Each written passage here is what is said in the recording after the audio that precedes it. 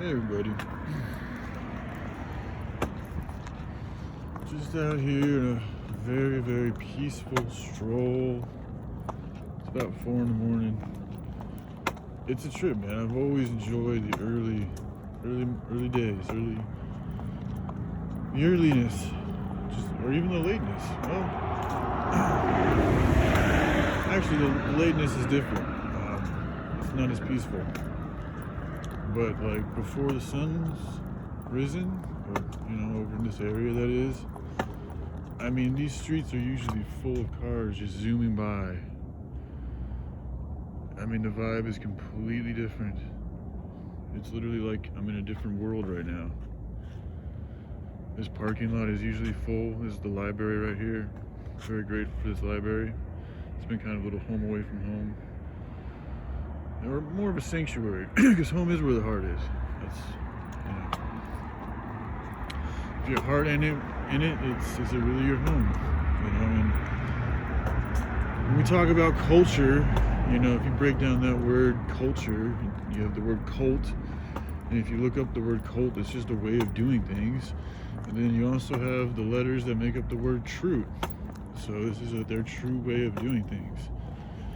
So if you're really trying change a culture, you have to change the whole way of doing things. And when you have a culture that is sick, various levels of sickness from psychopaths that run our government, for the majority, they're not all bad, but they seem to have the sway over things at this current state, to just various levels. I mean, the obesity level is only seem to increase, the sickness levels only seem to increase. People are more afraid than ever to just interact with each other and say hi to one another. It's interesting too, because social media, it has the word social in there, but I think it's made people more antisocial.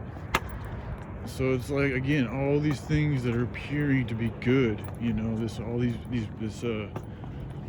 these remedies they tell us about to help fight off this thing that they tell us is so bad for us, in fact, is not really helping out at all. In fact, it has a nefarious agenda behind it.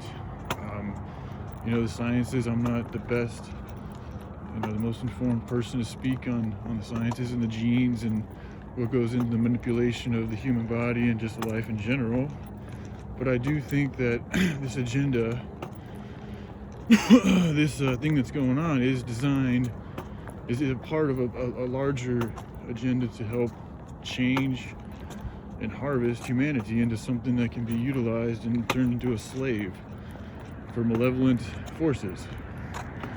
It is what it is. It sounds like a science fiction movie, and that is what it is. I woke up this morning and I see them all the time. And if you look, I don't know if anybody can do it, but for me, I look up into the sky and I literally see unidentified flying objects. And they're different. They're not planes.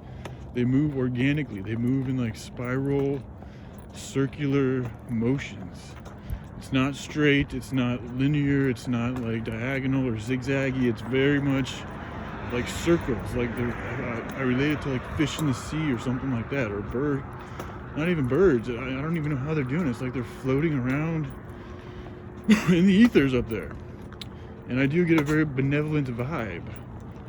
But the thing is with the ETs and all this type of stuff is like, they can't just, that's why even with, Jesus Christ, like, you can't expect to be saved. You have to save yourself. And that's what the word is here, is to give us the blueprint to save ourselves and each other. But we have to do the work. Faith without works is dead. So all the information that we need to change all this is here.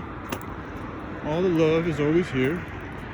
Now there's levels of the love, and because so many of us have been, essentially trapped and detained by all these different forms of entertainment and work and jobs that we don't like, and that perpetuate capitalism, which is exploiting from the earth and from other peoples, is perpetuating evil. And then your taxes go into a government that has nefarious designs to keep you fucking sick, dumb, and blind.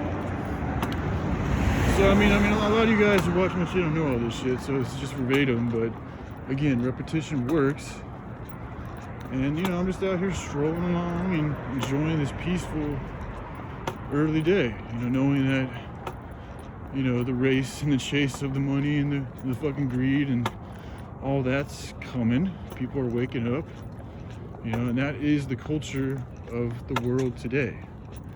So how do you change that? You know, how do you really change all that? Because, like, yeah, there's good states that have good representatives that are running for office and this and that. But again, even if you were to start from there, some type of a good, you know, in that free market word, like that's essentially what capitalism is. But a free market, I mean, to really be a free market, you'd have to allow all these different toxic products in that are killing humanity and getting us addicted. When we have a huge problem with addiction, with temptation, with consuming things that are bad for us and continuing to do it because it feels good and not caring about the consequence and the cause and effect. So that is the main problem with the world right now, is we do things without thinking about the effect they have on others and the planet especially, and other animals. So to really change that drastically, dramatically, and even quickly, because this can happen really quick. You know, if enough people get together with enough resources and the right type of minds and hearts and souls, with a blueprint that's simple enough and effective enough, you know, and we have people that are willing to help share and talk about these things, a massive movement can happen really quick. Especially when so many people are not working.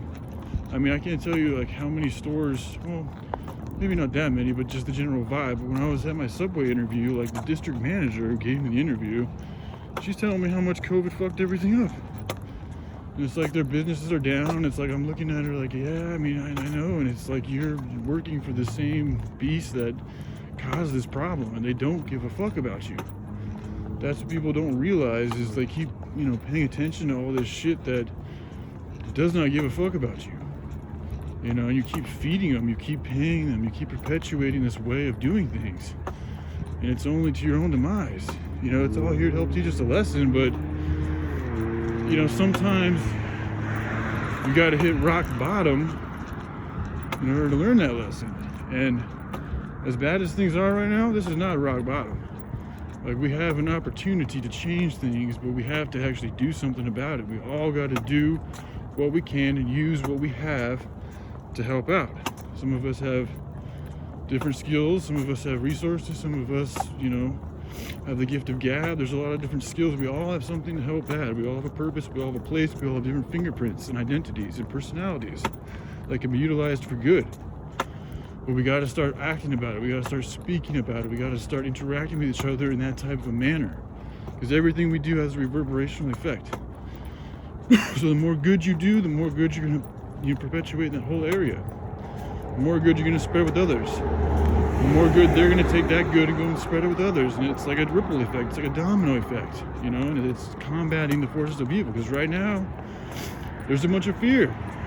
There's a bunch of hate. There's a bunch of anger. There's a bunch of questions. There's a bunch of people just trying to survive, thinking that all they have to do is fucking tidy down in their own houses and wear fucking, you know, protective gears, and they're going to be all right. Not knowing that they're actually fucking, again, sealing their own demise. And demise maybe isn't even the right word, more their own slavery. And they're losing their creativity. You know, why are the 90s the only, like, really the era